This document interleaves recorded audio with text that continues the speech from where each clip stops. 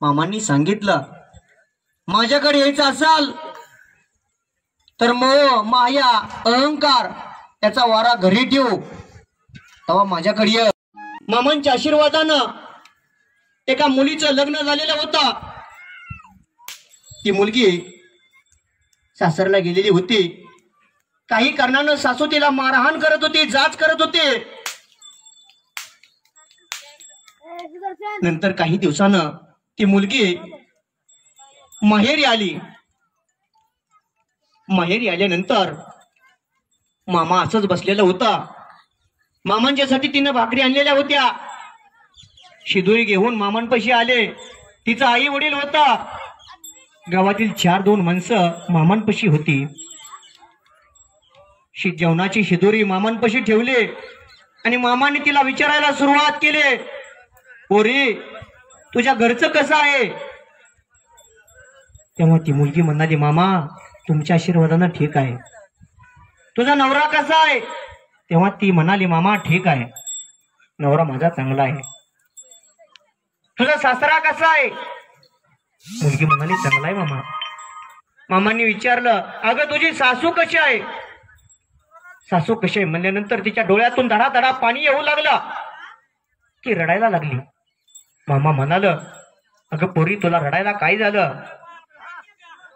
तेव्हा ती मुलगी म्हणाली, मामा माझ्या घरचं सगळं चांगलं आहे, माझा नवरा चांगला आहे, माझा सासरा चांगला आहे, पण माझी सासू मला मारहाण करतीया, मामा मला जाच करतील. मामा म्हणाल, पोरे तुझी काळजी आता या बाळू धनगराला दे. तू आता घराकडे जा. ज्या टायमाला तुझी सासू तुला मारल त्या टायमाला फक्त या बाळू धनगराचं नाव घे. मग ही बाळू धनगर काय करतोय बघ.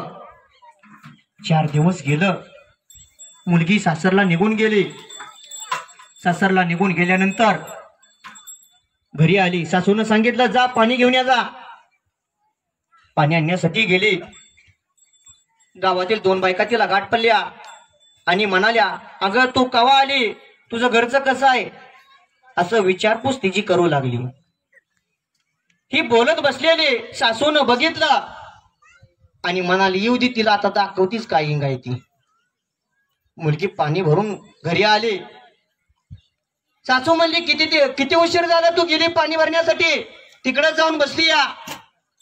असं म्हणून क्षुल्लक कारणावरून त्या मुलीला मारण्यासाठी तिनं हात वर केला.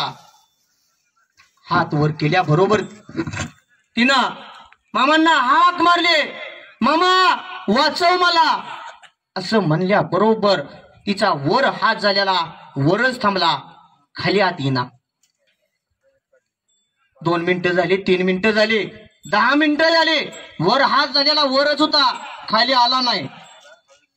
सासू म्हणाली, माझ्यातून चूक झाली मुली, माझ्यातून चूक झाली, माझा वर हात झालाय, खाली येईना. तू काय म्हणली होती मगा, ती बोल आता. मग तिच्या लक्षात आलं की मामांनी तिला सांगितलं होतं की ज्या टायमाला तुझी सासू तुला मारल त्या टायमाला या बाळू धनगराचं नाव घे. हे बाळू धनगर तुझ्या संकटात उभा आहे. नंतर तिनं मामांना विनंती केली, मामा माझ्या सासूला वाचवा, माफ करा तिला. असं म्हणल्याबरोबर, अशी विनंती केल्याबरोबर तिचा वर हात झालेला खाली आला.